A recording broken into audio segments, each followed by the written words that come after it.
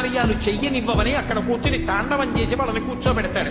పార్వతీదేవి అడిగింది మహాభారతం అనుశాసనిక పర్వంలో, శుభ్రమైన కైలాసం ఉండగా, ఇంత ఐశ్వర్యం ఉండగా, చింతామణి గృహం ఉండగా శ్మశానంలో ఎందుకుంటున్నారని అడిగింది. అడిగితే ఆయన చెప్పాడు, పార్వతి బతికున్న నాళ్ళు అన్ని చోట్లకి వెడతారు, ఏమీ తోచట్లేదు, శ్మశానానికి వెళ్ళొద్దామని ఎవరు రారు పార్వతి.